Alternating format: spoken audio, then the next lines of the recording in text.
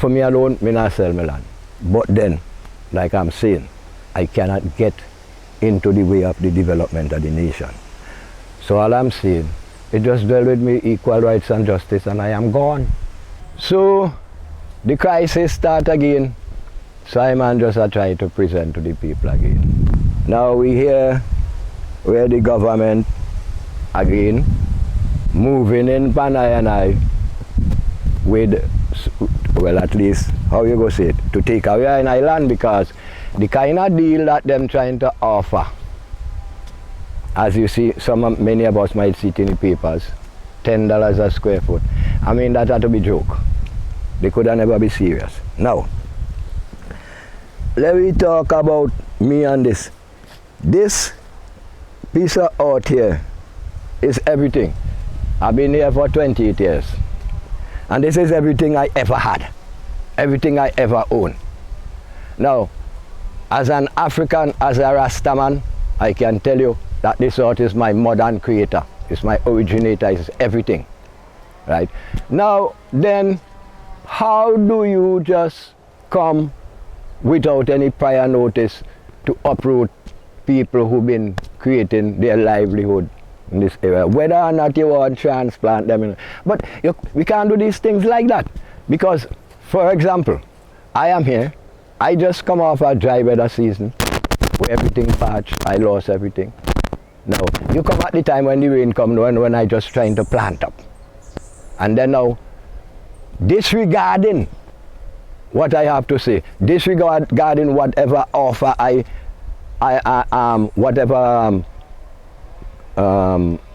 whatever price I might want for my land, and then you're dictating that this is. Okay, so Shaka, for the people who are not familiar, we're here in, this is Cane Grove, right? Yeah.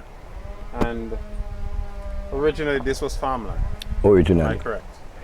And a few years ago, I think it began in 2006. Yeah. There was hotel development here. There was the former Buccament Bay Resort.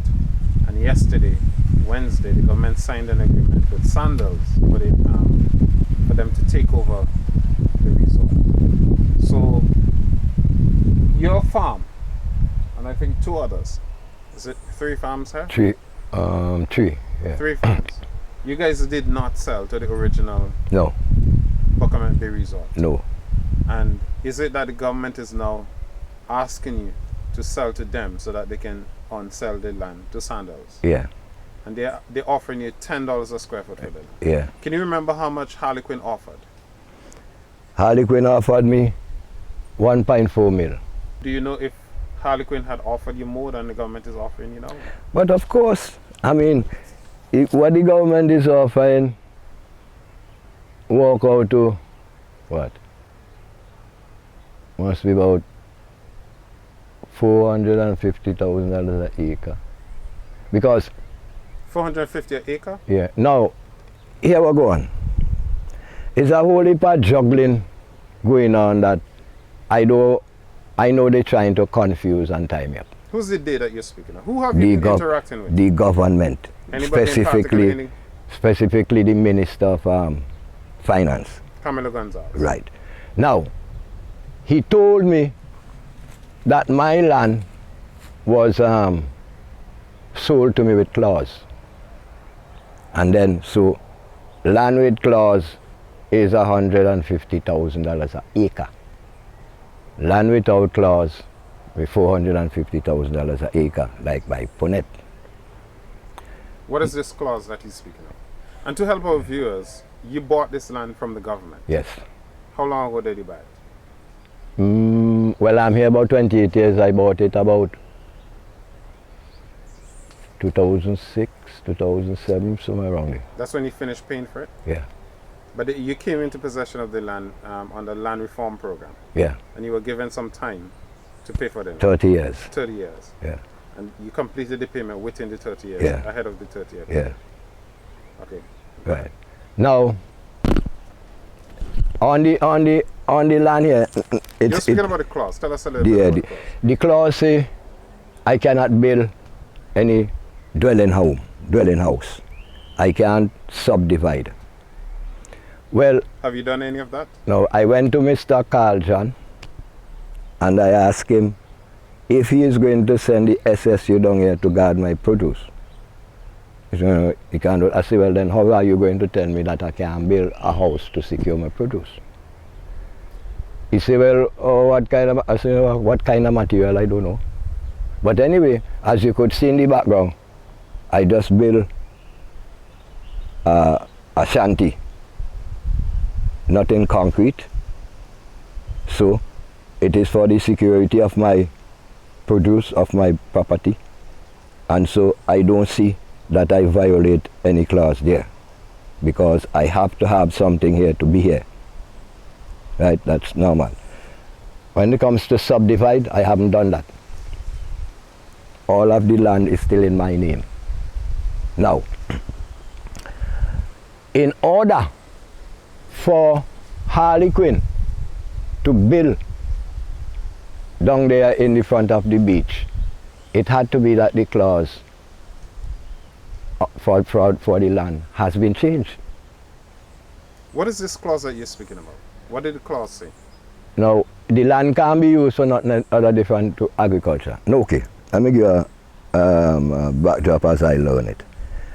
The land was purchased by the French government through the World Bank for an agricultural pilot project. That's what I learned from the former administration, the NDP, who did the deal, right? Now, but there was something, after all this started happening with Harlequin, I went and took up my lease, at the time I still had the lease, and read it. And I saw that it said that the government could change the land use, right? But in my deed, it didn't say that. Now, I can't be held accountable anymore to a lease. Because you're now the owner, you have a deed for the property. Right? So then now, the thing is, if once buildings were allowed to put on the land, it means the land use has to be changed first. So then, how do you change one area of the land and the regulation is still in another on the same portion of land because it's a block of land? Right? So then, anyhow you interfered one part of the block, what goes for one goes for all. So you're saying that when the government allowed the construction of the resort, then that clause was violated? Yeah, unless they change it, they broke the law. I can't say they did because I don't know. But I'm supposing that they changed it. Right? Because if they didn't change it, then that's a violation. So I am saying that they changed it, subject to correction, because I don't know. So I'd give them the benefit of the doubt when it comes to that part. Right? But the point is now,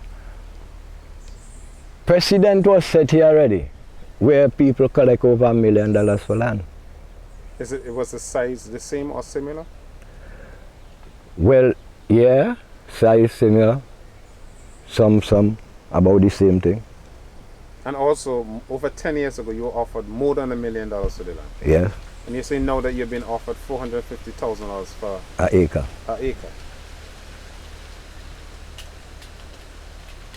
And you have an acre and a half. Yeah. How much do you think, are you willing to sell the land in the first place? Now, here what happened.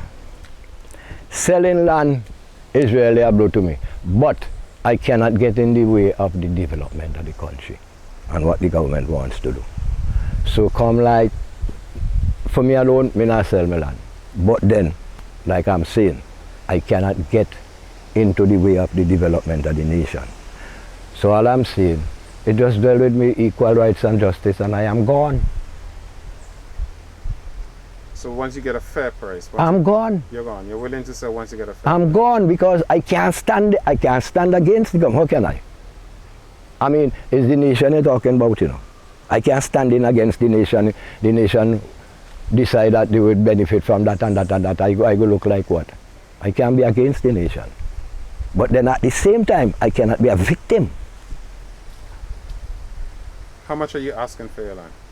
Well, I am saying from that time I did not accept 1.4 because truly I really didn't think at that time, even at that time, it was a fair price because of all what was going on, right? So, from that amount of years to now, I could settle the government, give me 1.5, I could settle for that. So if they give you 1.5, I settle for you'll that, take it? I'm gone. I'm gone. Have you made that known to the government? No. What I said to Camilo was 2 million. From the time I said that is madness, he disqualified at one time and then tell me this is what they are offering. So we never even got into a negotiation, if you see what I say.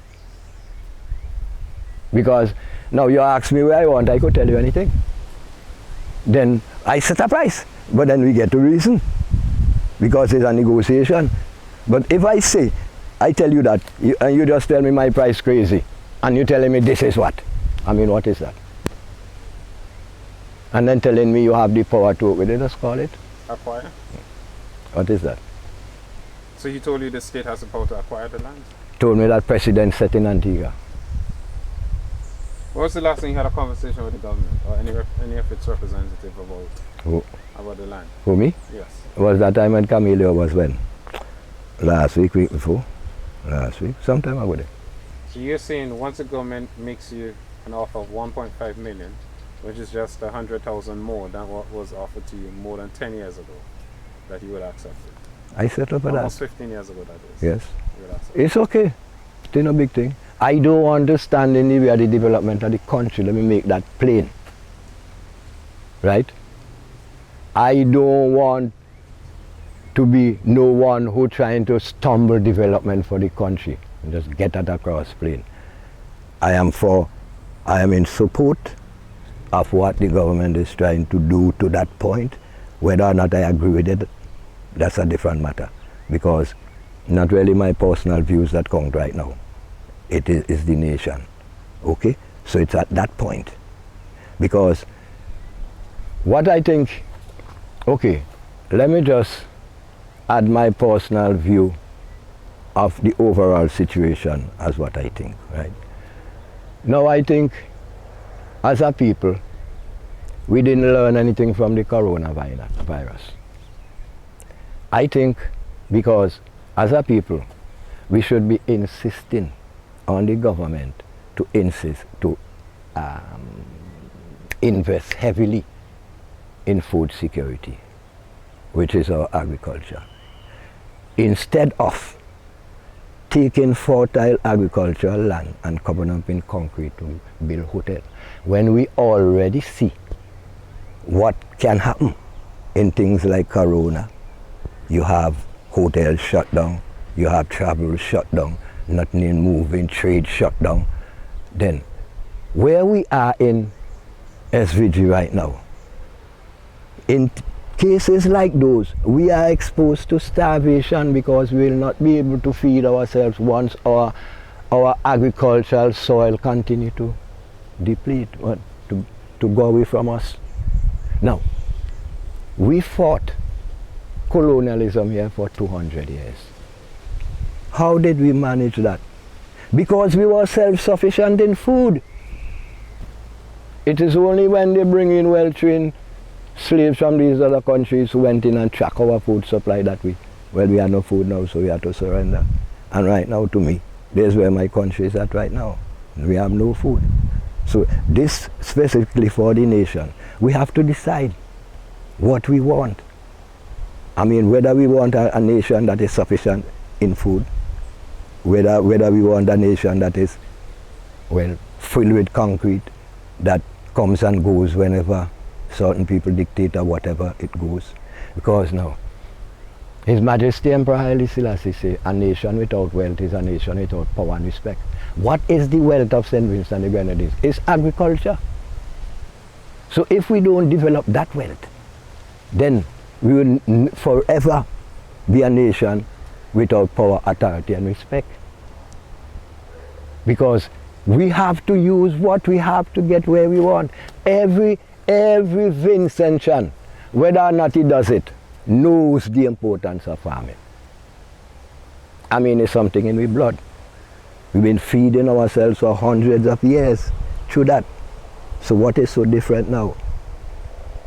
We just have to, now I'm talking specifically to my people, we have to return to our mother nature in order to survive all the onslaught that is going on.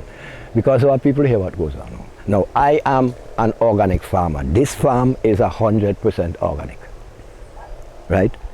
I don't use, now, I don't even want to use the seeds that they sell. I try to find my own open pollinated seeds that I dwell with, because I recognize the importance of food to our people. Now, we, with all of these diseases and sicknesses that goes on among our people, it's because we are not eating the right food.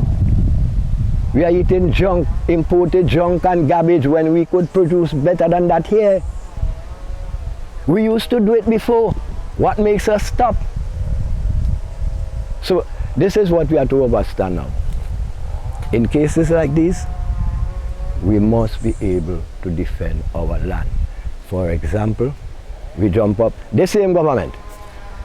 Now, we're not talking parties and coming involved in that. This same government, Anna Shatwe, and according to them, Shatwe died in defense of the land so that the coming generation could get it. So then it seems to me, as the government turn around now and stab Shatwe in the back, unaware to the people, it seems to me that way. Because if this man died to preserve the lands for the people and you're selling them off, right? So our nation have to come home to this reality of what is important here. Now, if we could dwell with a little backdrop on this thing. When the government came in at the first time, it promised many farmers lovely packages, etc., which never manifested. Right.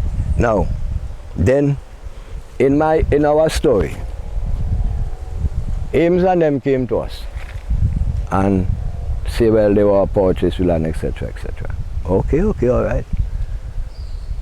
We took them to Punet, land up there, and say, 2 acres each of this. You will set it up, house, irrigation, fence, road, etc. And that is compensation for us to move. It is not a swap. Then you will return down there and you will give us an offer that we can't refuse. They agreed, my brethren. They took 4 years and then returned to us and telling us that the land is too expensive. I asked them, how much did the woman say she want for the land? That time we don't get the price, you know. $16 a square foot, the half for her, and she agreed. But the problem was they wanted to pay her in installments, and she wanted her money one. That's where the breakdown come with them. So I asked the guy how much the woman asking for the land. It's too expensive, and we can't do business with it. I said, well, good. Well, here what goes on now. You will give me $5 million for my business. You look at me and say, well, it sounds strange. Oh, let me explain it to you. Now, too expensive is not a figure. I do not know what that means. And that's one. Number two, by the time I'm ready to set up, I don't know what inflation level will be. Number three, you're not going to uproot me and my business and hang us out to dry. Number four, WTO rules dictate that you pay me loss of profit in the past, loss of profit in the present, and loss of profit in the future. Goodbye, sir. Right? Now, that's where our negotiation went. Because now, just like the government offered packages that they didn't fulfill, I get to recognize now that these guys are not trustworthy either, because he's lying to me by not telling me the figures that was discussed between him and the woman. Now, look at that. That how many years ago? $16 a square foot she settled for up there at that time. And then this time the government want to pay me 10 here. Where did that $10 figure come from? Camilo. I was never part of that. Now, they they offer to relocate and prepare land. But when I listen technically, I am getting the impression that the money that they want to give me would end up paying for them kind of thing. So then what am I going to end up with? When you say them kind of thing, what do you mean? Preparing the land, put a house there and that. You're talking about the initial offer by Harlequin? No, Camilo. Right? That's why they come down with, well, if all you don't want money, we could relocate. And when I listen carefully, because he even mentioned something like, well, if the government find land for you and things, you still end up get less, because they know the government will pay it. But if you, so I realize it seems like now, what they're telling me now, whatever money they giving me, I had to pay for technically I had to pay for the relocation. That's the idea I got. I'm not saying exactly that's what it is, but then that is what I got. And then so now, I can't go into deals like those. So your offer was to pay you $1.5 million for your land, and the government can take it and do whatever they want with it. I'm gone, brethren. I'm gone. What's the sense of sticking up? I'm gone. Truly, I'm gone. All right, thank you very much, Shaka, for your time and for explaining your view of the situation too. Yeah. Let me remind my nation again, I'm not here fighting against the government. I'm just seeking equal rights and justice, that's all. Well, I know that a man like the Prime Minister will know that SS Jesus Christ was the leading flagship of the slave fleet. SS Equal Rights was a flagship of the slave fleet. And SS Justice, I know them are slave ships, but still, I want them.